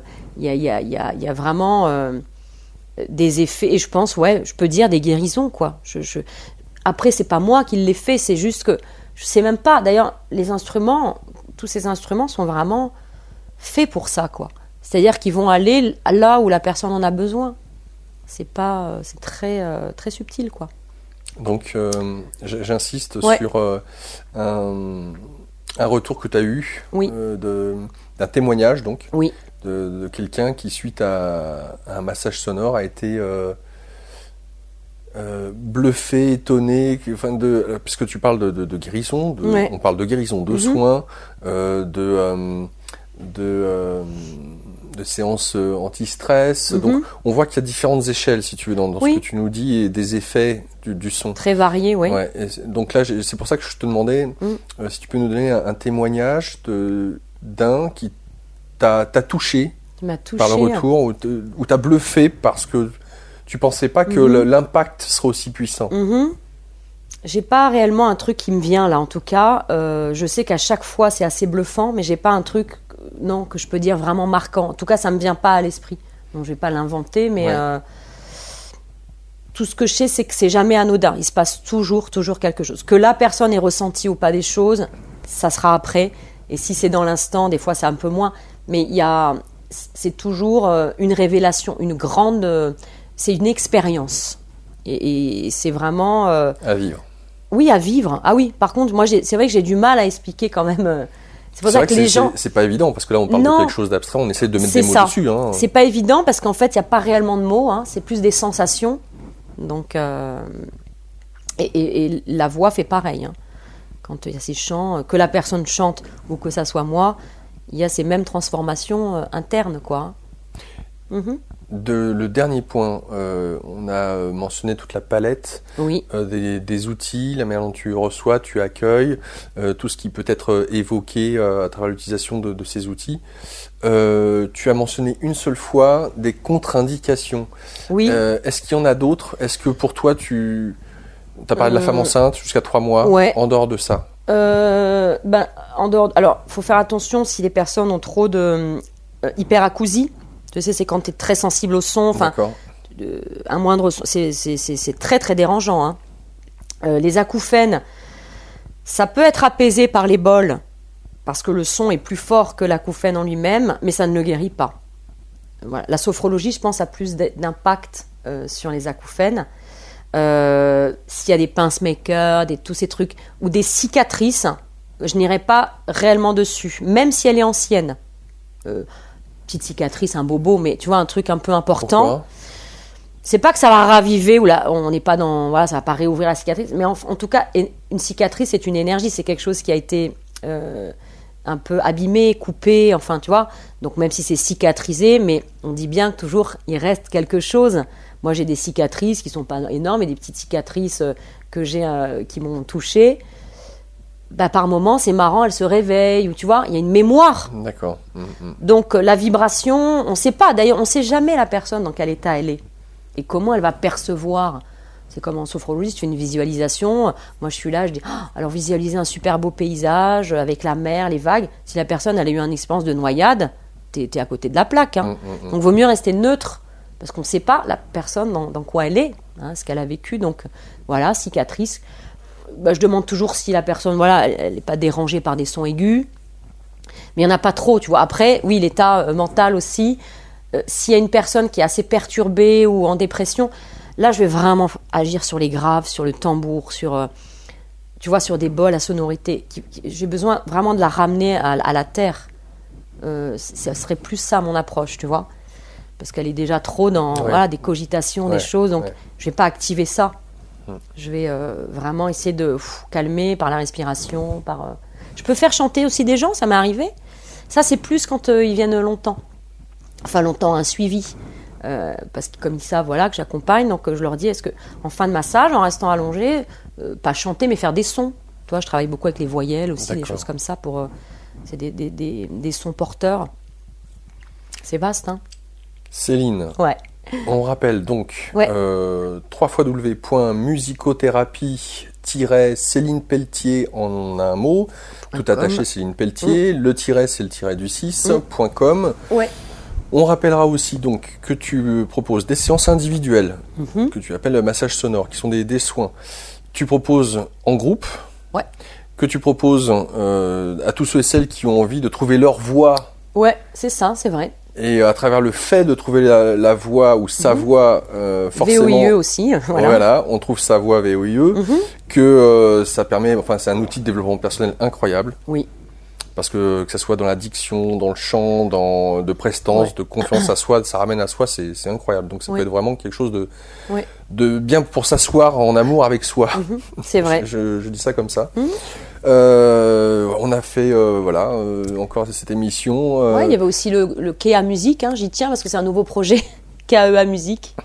En même temps tu tournes un peu partout en France, qu'on peut venir te contacter pour proposer. Éventuellement que tu passes. Alors aussi dans ce projet de musique zen, parce que ça c'est vraiment. Après bon, je peux faire d'autres choses. Hein. Vous vous mariez, vous divorcez. Voilà, hein, on peut amener de la musique aussi dans ces moments-là, mais c'est vaste et varié, c'est sûr. En tout cas, ça m'a fait super plaisir de pouvoir aborder ce domaine, le son, le pouvoir du son, et puis de voir à quel point il y a cette légèreté et ce ça côté rend léger. Ça rend léger le son. Aventurier. Enfin, j'aime bien ça, je t'avouerai que... C'est clair. D'ailleurs, mon mémoire en musicothérapie, c'était lié à ça. Ma petite mallette d'instruments qui allait un peu partout. Il y avait ce côté nomade aussi, même. Ça me ramène à ce que peut-être l'être humain est dans son essence. Pour moi, ce côté pèlerin. Mais complètement. On parlait de la marche. C'est évident. On est dans le mouvement, de toute façon. C'est évident. Quoi. Et qui dit pèlerin dit enlever les peaux, se peler. Oui, se peler. Et moi, Pelletier, je m'appelle. Tu vois, mine de rien. Pelade, pelleterie. Donc voilà, allez vous faire peler avec Céline. C'est ça. Je pense que c'est vraiment ça, d'enlever les couches. Ça me plaît bien, justement. Ouais. Merci beaucoup pour ton accueil. Merci à toi d'être venu. Merci. Voilà, fin de cette émission. N'hésitez pas à la partager, à la faire tourner, à laisser un commentaire, un pouce vers le haut, vers le bas. Si vous souhaitez en savoir plus concernant Céline, je vous rappelle encore une fois, vous allez sur la page d'Immédiat qui lui est consacrée. Vous avez sa page Facebook, son site internet, son numéro de téléphone, son email. Vous avez tous les éléments pour pouvoir la contacter et savoir son actualité. En vous souhaitant bonne continuation à vous tous, prenez soin de vous. Au mois prochain avec un nouvel espace thérapeute. Au revoir.